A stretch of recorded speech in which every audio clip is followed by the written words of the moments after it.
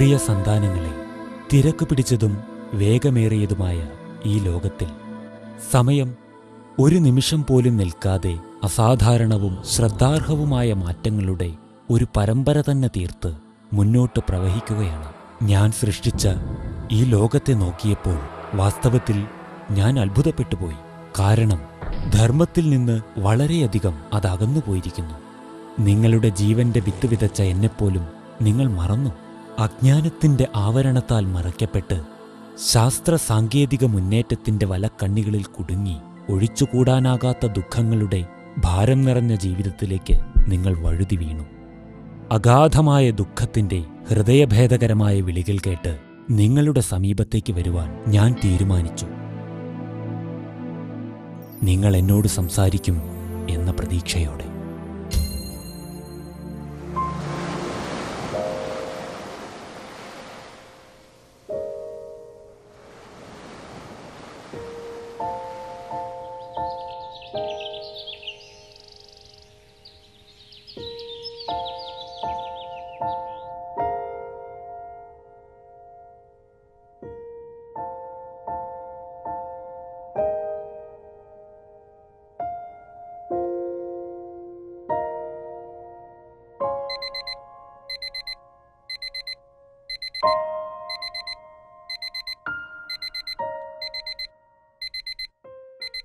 നീ ഉണർന്നെഴുന്നേറ്റു. എന്നോട് പ്രഭാതവന്ദനം പറയുമെന്ന് ഞാൻ പ്രതീക്ഷിച്ചു. പക്ഷേ നീ നിന്റെ പത്നിയോടാണ് സുപ്രഭാതം ആശംസിച്ചത്. തലേ ദിവസത്തെ സംഭവങ്ങൾ ഞാനുമായി പങ്കുവെച്ച് ഇന്നേക്ക് വേണ്ടിയുള്ള മാർഗനിർദ്ദേശങ്ങൾ നീ തേടുമെന്ന് കരുതി ഞാൻ കാത്തിരുന്നു. പക്ഷേ നീ പ്രഭാതകർമ്മങ്ങളുടെ തിരക്കിലായിരുന്നു.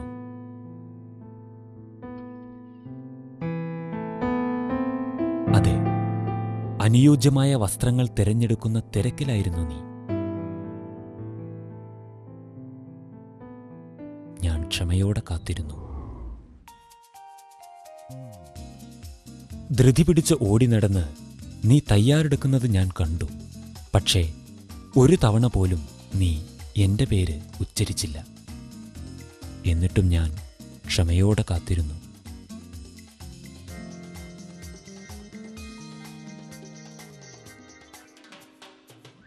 നീ പ്രാതൽ കഴിക്കാനുള്ള തയ്യാറെടുപ്പിലായിരുന്നു.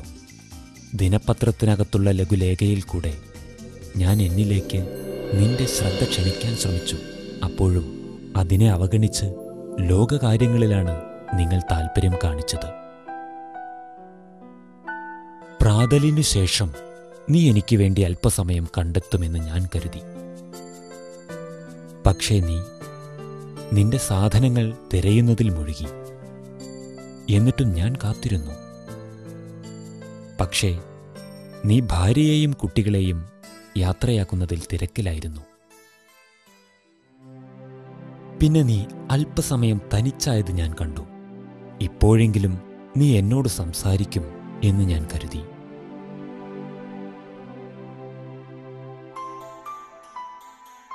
നീ എന്റെ സമീപത്തേക്ക് വരുന്നത് കണ്ട് ഞാൻ സന്തോഷിച്ചു. ഓ, നീ മൊബൈൽ ഫോൺ എടുക്കുവാനായിരുന്നു വന്നത്.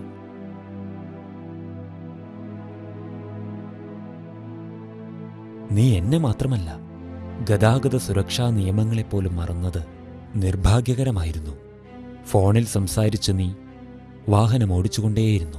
നീ സുരക്ഷിതമായി എത്തിച്ചേരണമെന്ന് ഞാൻ ആഗ്രഹിച്ചു.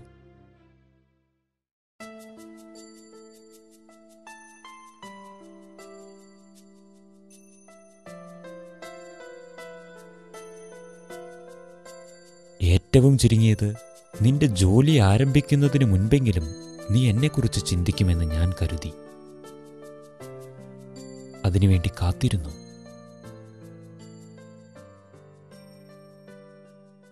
പക്ഷേ നിങ്ങൾ ജോലി തിരക്കുകളിൽ മുഴുകി. ബിസിനസ് കാര്യങ്ങളിൽ ഇടപാടുകാരുമായി കൂടിക്കാഴ്ച നടത്തുന്നതിൽ, പ്രശ്നങ്ങളെ കൈകാര്യം ചെയ്യുന്നതിൽ,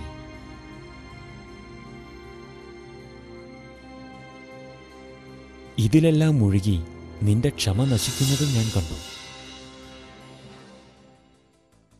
അപ്പോഴും ഞാൻ ക്ഷമയോടെ കാത്തിരുന്നു.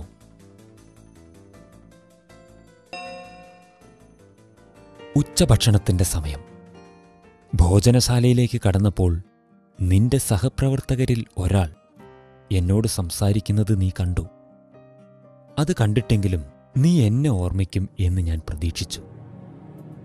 ഭക്ഷണം കഴിക്കാൻ തുടങ്ങുന്നതിന് മുൻപെങ്കിലും ഒരു നിമിഷം നിന്റെ സങ്കല്പങ്ങൾക്ക് വേണ്ടി ഞാൻ കാതോർത്തു. അപ്പോഴും ഞാൻ അവഗണിക്കപ്പെട്ടു. എന്നെ മാത്രമല്ല, വിളമ്പിയ ആഹാരത്തിനോട് പോലും നീ അവഗണന കാണിച്ചു.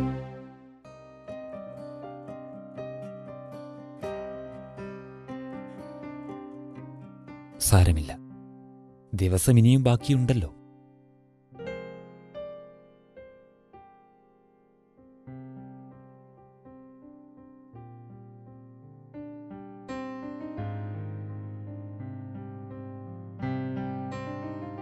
നീ ഓഫീസ് വിട്ടിറങ്ങുമ്പോഴും ഞാൻ കാത്തിരിക്കുകയാണ്.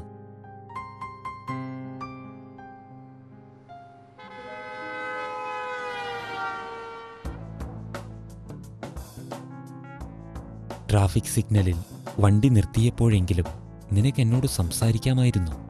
കഷ്ടമെന്ന് പറയട്ടെ, അപ്പോഴും നീ അത് ചെയ്തില്ല.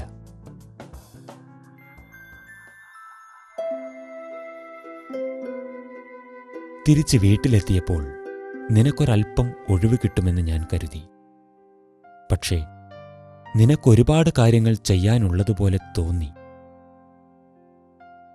പക്ഷെ എനിക്ക് മനസ്സിലായി, ഒരു കളിയിലായിരുന്നു നിന്റെ ശ്രദ്ധ മുഴുവനും. അതിനുശേഷമെങ്കിലും അല്പസമയം നീ എനിക്ക് വേണ്ടി മാറ്റിവെക്കും എന്ന് കരുതി ഞാൻ പ്രതീക്ഷിച്ചിരുന്നു.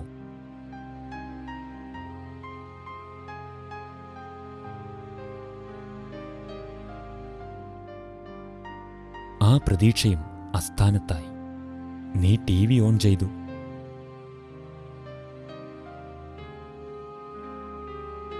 എന്താണ് കാണേണ്ടതെന്ന ഒരു നിശ്ചയമില്ലെങ്കിലും ഒരുപാട് സമയം നീ ദിവസവും ചാനലുകൾക്ക് മുന്നിൽ ചിലവഴിക്കുന്നു. ഞാൻ വീണ്ടും ക്ഷമയോടെ കാത്തിരുന്നു. ടിവിയുടെ മുന്നിൽ തന്നെ ഇരുന്ന് നീ അത്താഴം കഴിച്ചു തീരും വരെ.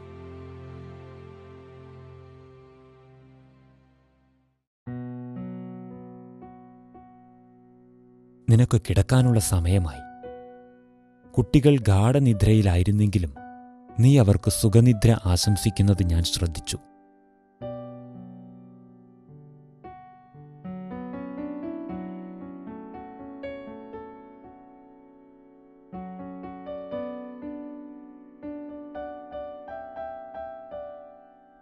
ഇനിയെങ്കിലും നീ എന്റെ സമീപത്ത് വരുമോ?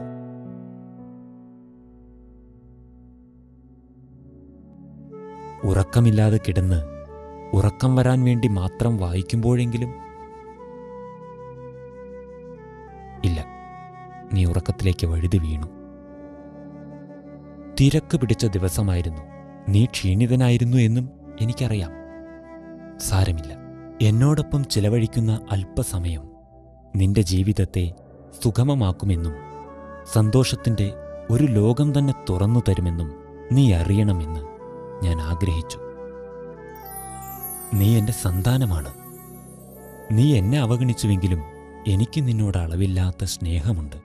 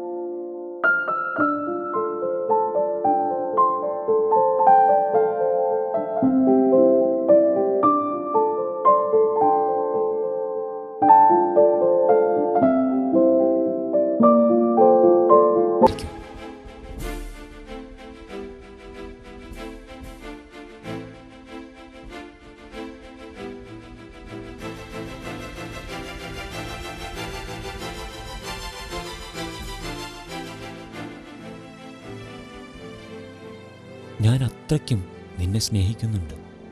നിനക്ക് എപ്പോൾ വേണമെങ്കിലും എന്നോട് സംസാരിക്കാം. പക്ഷേ ഇത്രമാത്രം, തീർച്ചയായും എന്നോട് സംസാരിക്കൂ.